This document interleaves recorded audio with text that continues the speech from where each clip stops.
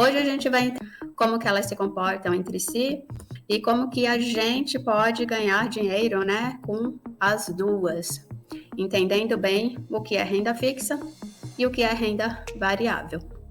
Eu até já tinha falado um pouco lá nos conceitos, né, falando para vocês o que é melhor, dependendo de liquidez, curto prazo, longo prazo, se renda fixa, se renda variável. Hoje a gente vai dar mais uma pincelada com mais detalhes em cada uma delas. Então, renda variável. O que é a renda variável? É um tipo de investimento onde eu empresto o meu dinheiro a uma instituição. Se eu estou emprestando o meu dinheiro, é comum a gente falar que a gente está comprando dívidas. Estou comprando dívidas de alguém. E de quem que eu posso comprar dívidas ou emprestar o meu dinheiro, né? Através da renda fixa no mercado financeiro. Eu posso comprar dívidas do governo, posso comprar dívidas do Brasil, tem lá o Tesouro Direto, onde tem vários títulos, né, que a gente pode ir lá e comprar, e no longo prazo o governo brasileiro vai devolver esse dinheiro para a gente, é acrescido de algumas taxas. Isso a gente vai ver um pouquinho mais na frente, né, que taxas são essas, mas a gente acabou de aprender lá atrás também, eu falei para vocês sobre as taxas. Eu posso emprestar o meu dinheiro para bancos, né? Por exemplo, para o Itaú, para o Bradesco, para o Santander. Posso comprar dívida deles também e eles vão me remunerar isso de alguma forma. Posso comprar dívidas do setor imobiliário, né? Tem empresas do setor imobiliário que elas distribuem alguns títulos no mercado, né? Para captar dinheiro e com esse dinheiro ela vai dar início a algum projeto, então eu também consigo comprar dívidas ou emprestar o meu dinheiro para o mercado imobiliário, para o agronegócio, enfim, tem uma série de atividades econômicas, né, e de empresas, além do próprio governo federal, o qual eu consigo emprestar o meu dinheiro, né, utilizando a renda fixa. E o que a principal característica da renda fixa, qual que é? É ter previsibilidade. Sempre que eu investir em renda fixa, eu tenho previsibilidade. Até falei para vocês, né, lá na liquidez, no curto prazo, quando eu estou fazendo os meus objetivos financeiros, se eu tenho algum objetivo financeiro de curto prazo, eu sempre prefiro a renda fixa, porque ela me traz previsibilidade. E essa previsibilidade significa o quê? Sempre quando eu vou investir, eu sei qual é a minha taxa de retorno, então vai estar sempre lá. Você vai ganhar 100% do CDI, ou você vai ganhar 12% ao ano, ou você vai ganhar IPCA mais 5%, enfim. A taxa de retorno no momento da aquisição, no momento que você compra a dívida, vai estar sempre lá para você decidir se você quer ou não. E ele também me dá uma data de liquidez. Quando que eu vou receber esse dinheiro de volta, acrescido dessa taxa. Isso é previsibilidade. Então, eu sei, por exemplo, quando eu estou lá escolhendo um produto de renda fixa, se eu tenho um objetivo daqui a um ano, vou fazer uma viagem, eu vou escolher uma renda fixa que tenha data de liquidez para daqui a um ano, que me devolva o meu dinheiro daqui a um ano, e eu vou ter ciência de quanto vai ser esse meu retorno até lá. Quando eu receber esse dinheiro, vai estar acrescido de um percentual que eu já sabia no momento da contratação. Então, isso é previsibilidade, né? A renda fixa tem muito disso, ela traz previsibilidade. As taxas que remuneram a renda fixa são a Selic, CDI e o IPCA. A gente já aprendeu, né? Quando eu falei das taxas, eu já falei para vocês que essas são as principais taxas que remuneram a renda fixa.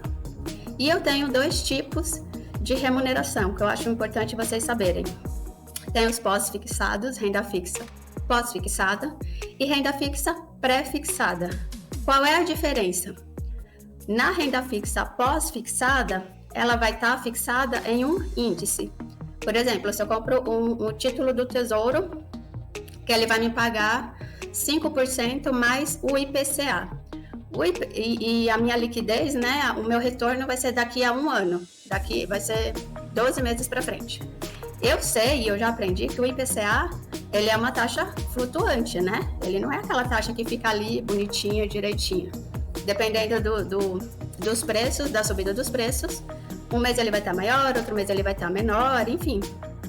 Então, quando eu compro um título pós-fixado, eu tenho que entender que lá na minha data de vencimento, ele vai estar indexado a essa taxa que ela é flutuante. Então, para eu saber quanto que eu vou receber, eu tenho que ficar de olho na taxa. A mesma coisa os indexados à Selic e ao CDI, né? Vocês viram lá que a Selic hoje está em 13,75, porém, lá no início da pandemia, janeiro, fevereiro de 2020, ela estava em 2%.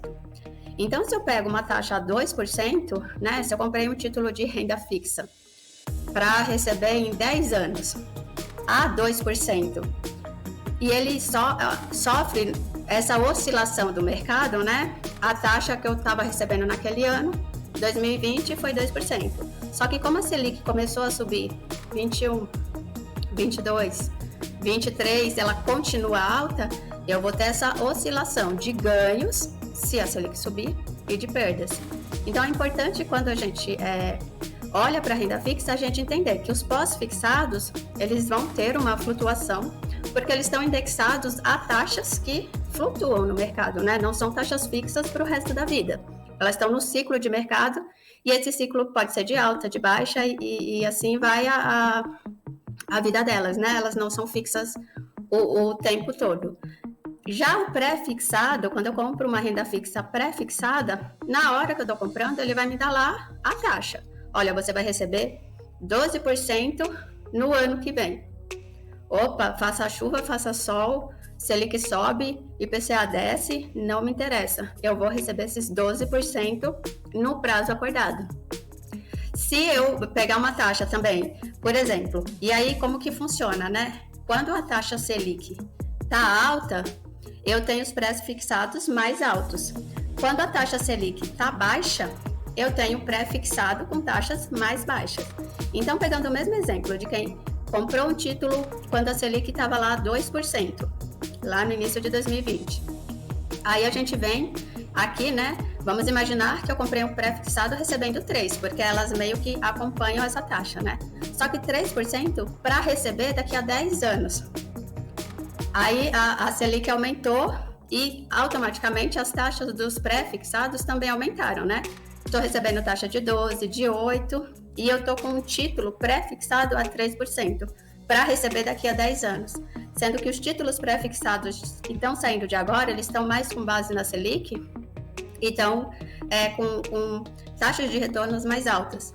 Então, cuidado quando você comprar títulos muito longos, né? Porque a gente não sabe para onde vai a economia. Se a economia vai subir, vai cair, de repente você trava uma taxa de 3%, achando que, nossa, naquela época, quando a Selic estava 2%, lá no início de 2020, você fez um negocião, porque você pegou uma taxa maior que a Selic. Só que aí veio pandemia, veio várias coisas, fechou tudo, todo mundo em casa, a taxa Selic, a inflação começou a subir, a taxa Selic subiu junto e você está com o seu título de longo prazo, né, de 10 anos, com uma taxa de 3%. Então, você está perdendo oportunidade, isso é custo de oportunidade. Você está perdendo a oportunidade de ganhar mais porque você não pensou nessa oscilação de mercado de longo prazo. Então, isso pode tanto te fazer perder dinheiro como ganhar dinheiro. Em linhas gerais, a gente usa a renda fixa muito mais para o curto prazo do que para o longo prazo. Para o longo prazo, a gente sempre prefere renda variável, mas eu vou falar com vocês um pouquinho mais na frente. Mas existe essa dinâmica, então, entre pós-fixado e pré-fixado na renda fixa. Falando um pouquinho agora com vocês sobre vantagens, né, da renda fixa e desvantagens, lembrando, eu nunca tenho um produto que me ofereça só vantagens e nem tenho um produto que me ofereça só desvantagens. Eu sempre vou ter os dois, vantagens e desvantagens, e vou escolher dentro das características de cada um deles versus a minha necessidade o que é melhor para mim. Então vamos lá, as vantagens da renda fixa. Previsibilidade, né? Porque eu sei quanto que eu vou ganhar e a data de liquidez, quando que eu vou ter esse dinheiro na mão. É um produto, não são todos os produtos, mas boa parte deles tem garantia do FGC, que é o fundo garantidor. É como se fosse todos os bancos se juntam e fazem uma poupança para garantir que se algum banco menor que ofereceu um investimento, né, que pegou seu dinheiro emprestado, se eles quebrarem, você vai ter seu dinheiro de volta. Então, boa parte dos investimentos de renda fixa, eles são protegidos pelo FGC, né? E aí a gente vai entender o porquê, porque eu sempre vou ter o risco de inadimplência, de quem não comprou de mim, quem emitiu o título, né, de dívida, não conseguir cumprir com suas obrigações e quebrar. Se eu tenho uma renda fixa, eu ainda tenho essa possibilidade a mais de segurança, né, porque eu tenho a garantia do FGC. Eu tenho baixa volatilidade, se eu entender bem como funciona as taxas, né, e entender o conceito de pré e de pós-fixado. Pós-fixado, eu estou indexada a um índice que ele flutua, ele não é fixo, então eu vou ter a volatilidade do índice. Volatilidade a gente aprendeu na aula passada, se você tiver dúvidas, dá uma olhadinha lá. E se eu tenho um título pré-fixado, carreguei até a data de vencimento, vou receber aquilo. Então, é um título, né? São produtos que a gente tem uma baixa volatilidade no geral. E eles são ideais para o curto prazo. Para o curto prazo, né? Eu sempre vou saber quanto que eu vou ganhar e eu sei quando que eu posso resgatar com aquele ganho. Desvantagens. Risco de inadimplência. Se eu comprei um título do Itaú, né? O Itaú vai me pagar daqui a um ano, eu vou resgatar meu título e vou receber 10% sobre o valor. Se o Itaú quebrar, ele não vai conseguir me pagar, né? Então, eu sempre tenho risco de inadimplência, apesar de ter a garantia do FGC, eu sempre vou ter esse risco de inadimplência. Eu tenho também um limite de ganhos, né? Entendendo que a renda fixa está mais ou menos ali atrelado à taxa Selic, ao IPCA e ao CDI, eu meio que limito o meu teto. Aquela taxa, 13% agora, né? 13,75%, um pouquinho mais, um pouquinho menos, tem alguns bancos que emitem títulos com uma taxa maior e aí tem um risco envolvido, né? Ninguém dá dinheiro de graça para ninguém. Então eu tenho meio limitado ali a taxa Selic e os meus ganhos. Tem como desvantagem os ciclos do mercado, porque como eu falei para vocês, né, a taxa Selic e todas as outras taxas que derivam da taxa Selic não tem elas flutuam em ciclos de alta, em ciclos de baixa, isso é em movimentos econômicos. Então, se eu estou com a taxa Selic alta hoje e minha renda fixa está super ótima, está ganhando muito bem, daqui a 2 anos ela pode começar a cair e eu não vou ter tantos ganhos assim, eu não vou conseguir manter o meu nível de ganho. Então, eu tenho sempre me lembrar que eu estou no mercado onde os ciclos do mercado eles flutuam. Eu me movimento em ciclos de alta, ciclos de baixa, ciclo de alta e ciclos de baixa. E eles são ruins para o longo prazo, ou eu diria que não são ruins, mas eu tenho produtos, né, da renda variável, principalmente, que performam melhor do que a renda fixa no longo prazo. Entendendo aqui um pouquinho os principais produtos, né, classes de ativos da renda fixa. Dentro de cada classe dessa, eu tenho 1 milhão de produtos para escolher. Então, eu vou passar bem por alto aqui alguns, essas são as principais, eu ainda tenho outras que eu não vou trazer aqui, mas eu vou trazer as principais. CDBs, certificados de depósitos bancários, você está comprando dívida principalmente de bancos e instituições financeiras. LCI, letra de crédito imobiliário, você está comprando dívida do mercado imobiliário. LCA, letra de crédito do agronegócio, você está comprando dívida de uma empresa que está ligada ao agronegócio. CRI, certificado de recebíveis imobiliários, a mesma coisa. Alguém comprou a dívida e te vendeu a dívida do mercado imobiliário, você está comprando dívidas do mercado imobiliário. CRA, você está comprando dívidas do agronegócio. Debentures, você está comprando dívidas de empresas, né? Tem debentures do Itaú, debentures do Banco do Brasil, então você está comprando a dívida de uma empresa específica. Títulos do Tesouro, você está comprando dívidas do nosso governo, do Brasil. Só para te dar uma ideia, né? A gente está conversando um pouquinho, entendendo o mercado financeiro, economia. Então, quando você compra dívidas de empresas, ela está pegando dinheiro para investir em algum projeto onde ela vai fazer a coisa fluir, né? O agronegócio provavelmente vai aumentar a produção, a empresa específica, ou a LCI, os títulos de crédito imobiliário, ela está pegando aquele dinheiro para construir alguma coisa, de repente um galpão logístico, para atender a demanda, enfim. Quando você investe, você está contribuindo para o crescimento e o desenvolvimento do seu país. Você percebe isso? Que você está financiando o crescimento do seu país? Você está financiando vários setores específicos, né? Você pode se movimentar, escolher ali o que você prefere, mas investir também é contribuir para o crescimento e para o desenvolvimento do seu país, além do seu próprio desenvolvimento. Falando um pouquinho de tributação, vou dar uma ideia aqui para vocês bem por alto, não quero me alongar muito nesse assunto. CDBs, debêntures e títulos do Tesouro, eles são tributados de imposto de renda. Então, o seu ganho é tributado, não o seu valor total. Por exemplo, você comprou um CDB, onde você investiu R$1.000 e ele vai te pagar 10% daqui a um ano. Então, lá na frente, você recebeu o seu ganho, né, os seus R$1.000 mais 10%. Então, sobre os seus 10% de ganho, você é tributado o IR. E como funciona a tabela do IR? Ela é regressiva. Isso é para você ter em mente que quanto mais tempo você deixar o seu investimento lá, menos de imposto você paga. Se você retira antes, você paga mais. Então, a tabela regressiva funciona mais ou menos assim. Então, se você retirar o seu investimento antes de 180 dias, o que não é o nosso modelo aqui, né, que eu falei que seria um ano, você vai pagar 22% sobre o seu retorno, que seria de 10% em cima de 1.000.